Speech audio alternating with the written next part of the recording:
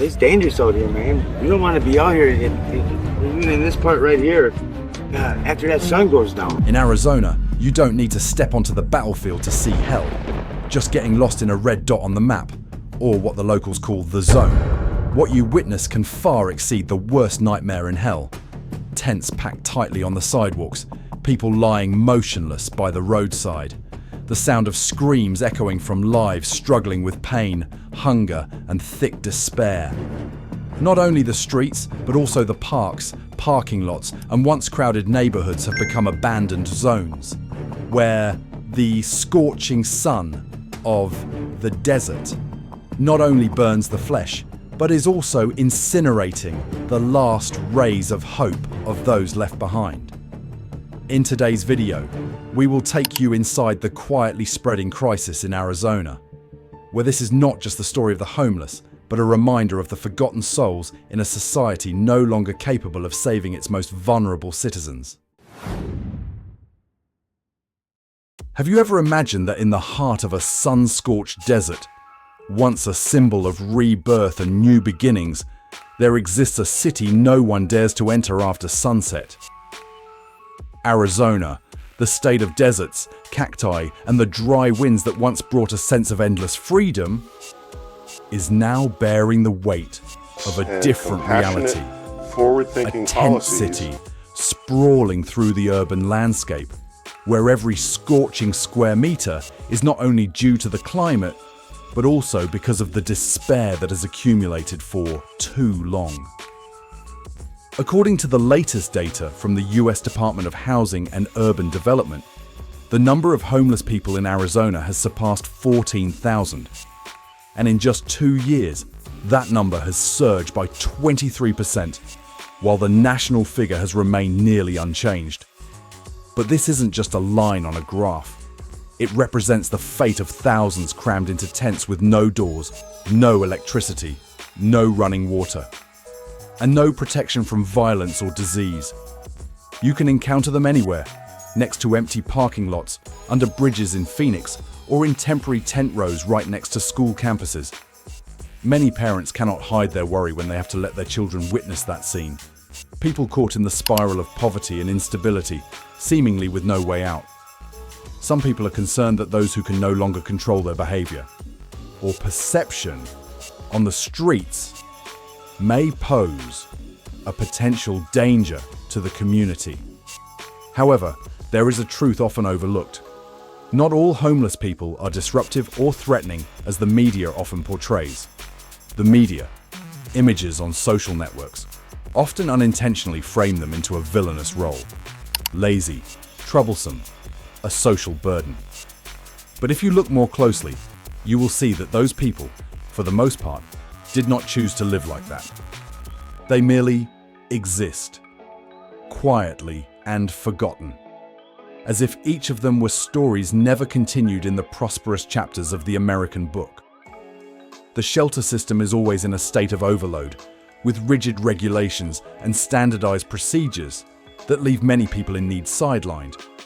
The local authorities seem to be still struggling in the tangled web of the crisis, only able to address the superficial aspects, the most visible remnants, instead of tackling the root of the problem. As for the police, although many still hold compassion, they must also acknowledge a sad reality.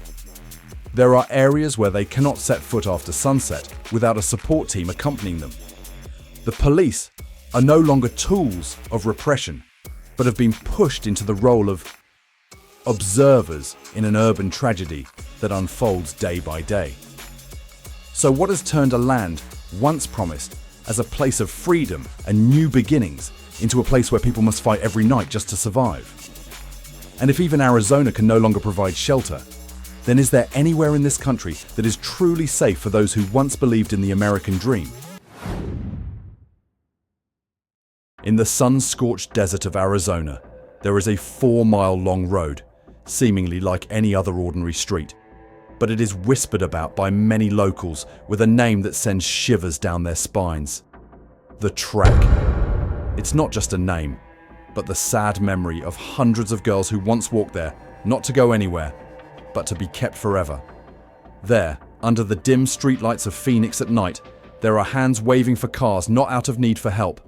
There are tired eyes looking into the distance, as if waiting for an escape opportunity that they know will never come. There are girls from distant states, brought here like goods, only to become part of the raw material for the nightlife industry, which they themselves do not even know when they entered. Mary, a name change for privacy, is one of those who have been in that darkness. At 15 years old, while still working at a small hair salon, she was approached by a man with sweet words. And then, little by little, Mary gradually lost herself. She was no longer allowed to call home, nor go anywhere without permission. Every time I wanted to leave, it was a warning. When I wanted to go see my family, when I wanted to go see or, take a break, it was, no, you're not take a break for what? I own you now. There are times of the year, grand festivals, major sports tournaments. The city becomes more crowded, more bustling. But for people like Mary, that is when the darkness is at its thickest. Because the demand for private parties skyrocketed, and those pulling the strings behind the scenes began to make big business. However, even in those darkest days, there were still hands reaching out. Relief organisations quietly operate, providing safe housing, support services to overcome vices, and even bus tickets to help them leave their old lives behind. But bitterly, many people return. Not because they want to, but because the door to leave is too narrow. The psychological wounds are too heavy. They don't know what it means to start over. And then they return, continuing to hide in the night along with despair. Arizona is standing between two currents. One is the silence that makes it easy to forget. The other is the acknowledgement that begins the healing. So when will we dare to call the red ink stains in the heart of this desert by their true names? And how many more people out there are waiting for someone to continue their unfinished stories? In mid-July, the thermometer in Phoenix often exceeds 43 degrees Celsius. But the heat here doesn't just scorch the flesh. It incinerates the dreams that are gasping for breath on the blistering concrete. On the empty sidewalks, rows of flimsy plastic tents have been erected as a final effort to resist nature and the society's neglect. Phoenix, once the promised land for those wanting to start anew, where it was said that with hard work you would have a home, a job, and hope. But nowadays, many people come here not to start anew, but to wait for the end. They arrive with an old backpack, a few odds and ends, and then blend into the tent city, stretching for miles, where time flows slowly and hope evaporates like steam on the pavement. Currently, the area is home to nearly half of the state's total homeless population, with over 9,435 people lacking stable housing, according to the latest report from the Maricopa Association of Governments in 2025. Among them, nearly 80% live outdoors, meaning they have no legal shelter and must take refuge in makeshift tents made of tarps, wooden boards, and cardboard, amidst the scorching heat of the desert. Along streets like Jefferson, Madison, or Washington, you will see rows of tent cities stretching hundreds of meters, each tent nestled closely together like a bass note in the chaotic urban symphony.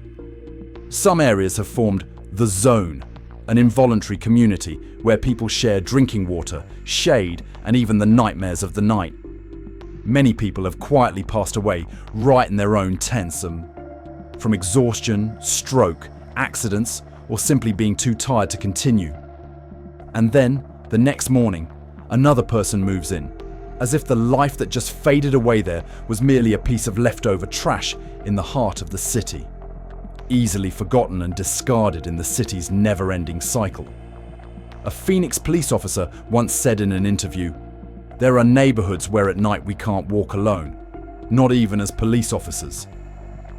Everything, including the danger and the despair, has gone beyond control.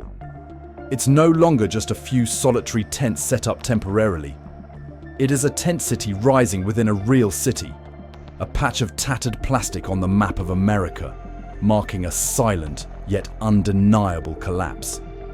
If right in the heart of a modern city, people have to turn to tattered tarps to call it home, are we building a future or just covering failures with plastic without daring to face them? Amidst the deep blue sky of the Arizona desert, where the sun scorches everything that doesn't hide in time, a city has emerged that is not found on any tourist map. It is not a new resort or a luxury residential area.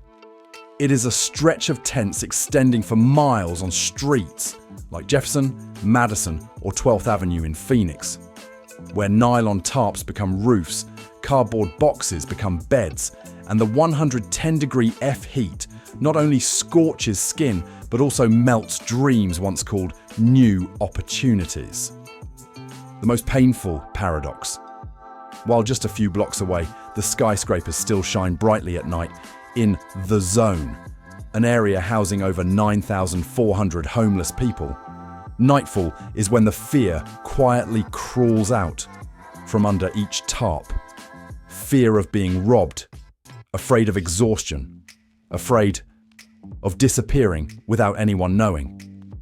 Some people collapsed right in their own tents, leaving nothing behind but an old backpack, an empty water bottle, and a life that no one remembers.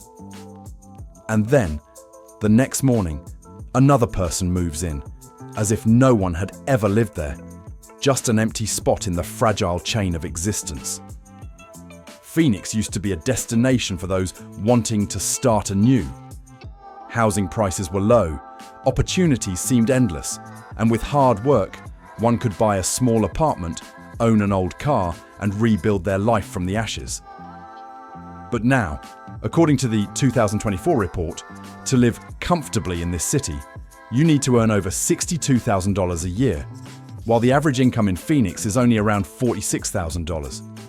The seemingly dry numbers are becoming insurmountable barriers for thousands of people who once had stable jobs, paid taxes, and believed in the system.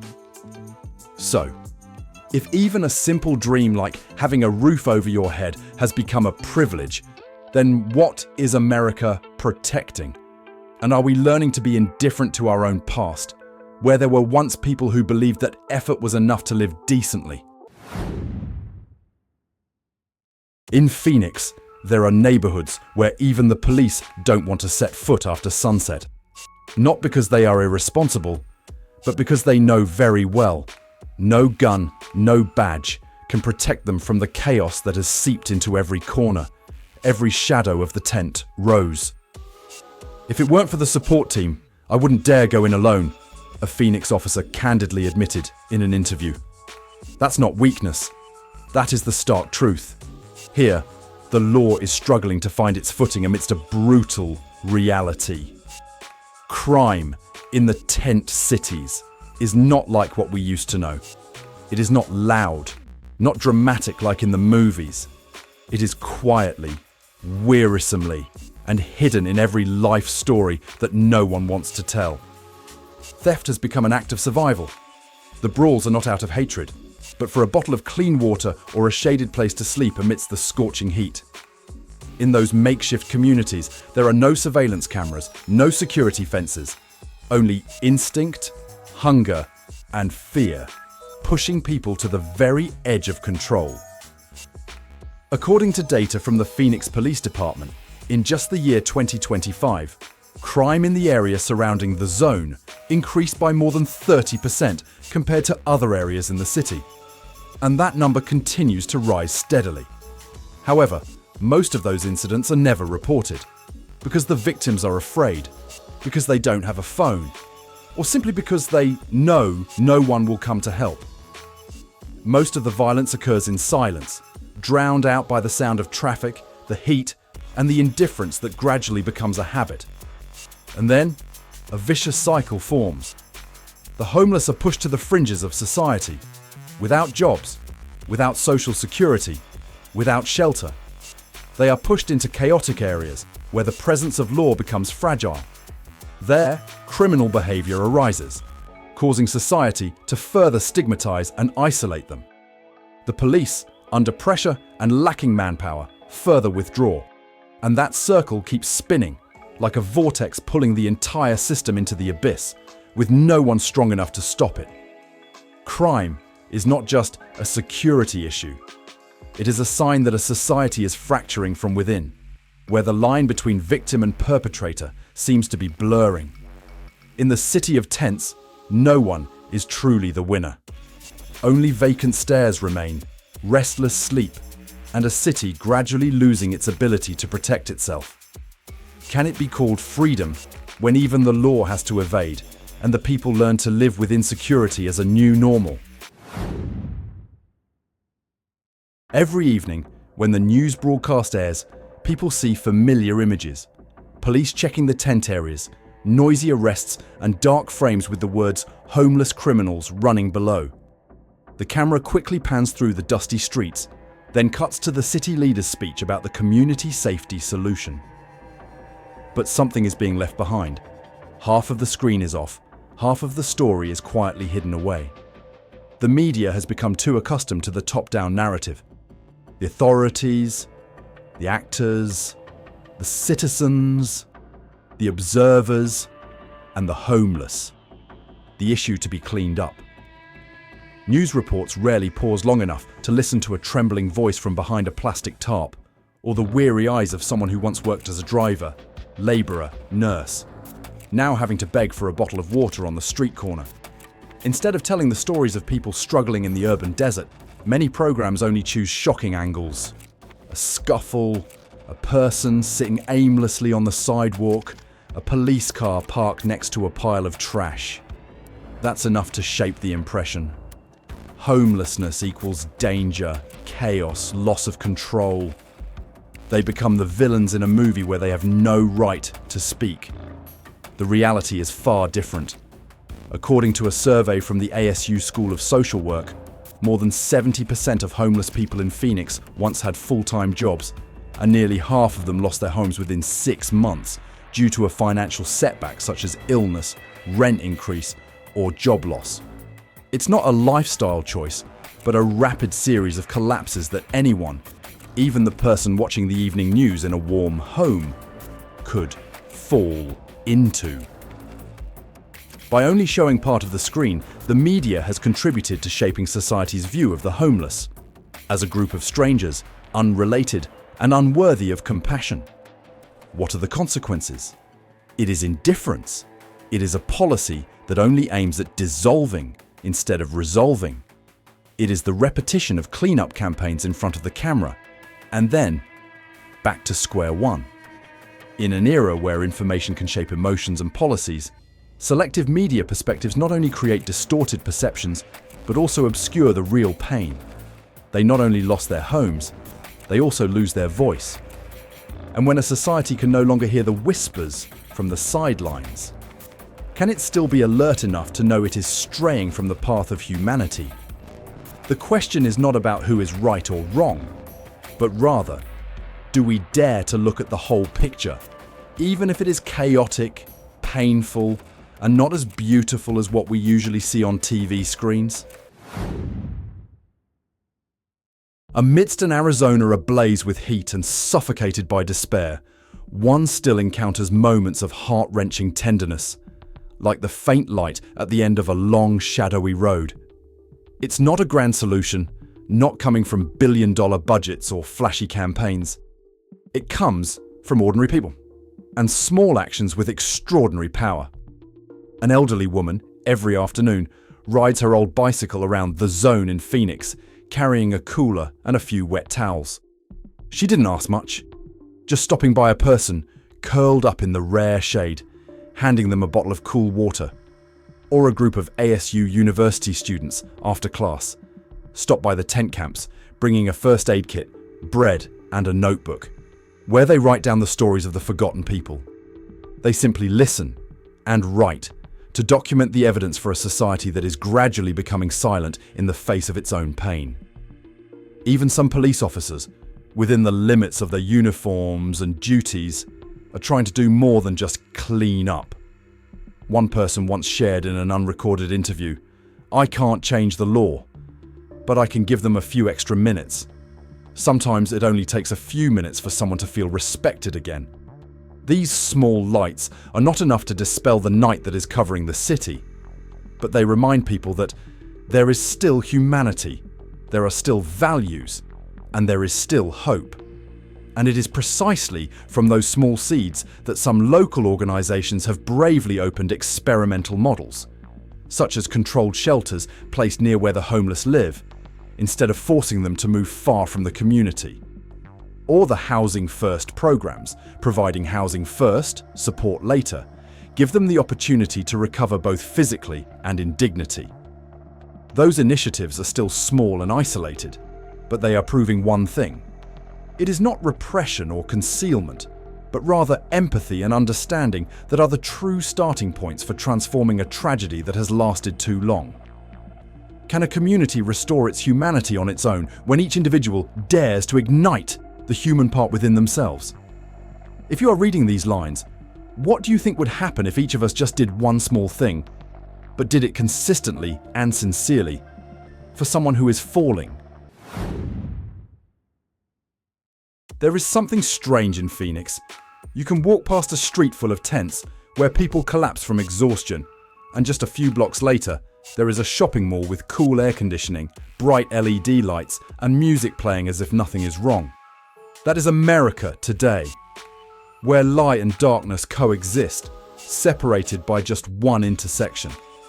But if it were only to describe that contrast, this story would stop at emotion. And we, those who still have the ability to think, act, and share, cannot stop there. A tent can provide shade. A meal can help survive the day. But what people really need is a sense of worth, is to be called by one's name. It is knowing that tomorrow I will still be present in this life, not as a social burden, but as a part of it.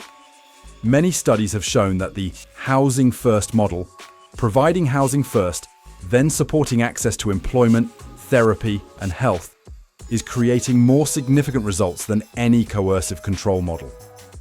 In experimental cities like Salt Lake City or Houston, the number of chronically homeless people has decreased by dozens of % over the years, simply because they are not treated as a problem, but as human beings. Arizona, with all its potential, sunshine, and spirit of reconstruction, could very well become a leader in such a transformation. Not just a state battling inflation and crisis, but a pioneer in setting a new model for the post-COVID world, leaving no one behind. We may not be able to save everyone, but we can start with one person, a place to stay, an opportunity. Because if tomorrow is too late to save a life, then today is always the best time to start. And even though that future is still far away, full of challenges, and even uncertain, it is worth fighting for. Not because we are the strongest, but because we refuse to turn our backs on the most vulnerable. Arizona, the city of sunshine, of dreams rebuilt, of people who once believed that with effort they could change their lives. But now, that place is struggling against a cold reality. Thousands of tents replacing homes, dreams melting away in the desert heat, and people living as if they are gradually disappearing in their own homeland. If you feel that this story touches something within you, please share this video to spread awareness, so that no one thinks this issue is someone else's. Don't forget to like, subscribe to the channel, and turn on notifications so you don't miss stories that explore and reflect the true America from the perspective of everyday life. This video is created entirely for educational, exploratory, and social documentation purposes. All content, images, and comments are used under the principle of fair use to serve community awareness. We do not represent any political organization, nor do we support or oppose any individual or party. The shared information is neutral and aims to encourage constructive discussion, not to promote violence or extremist actions.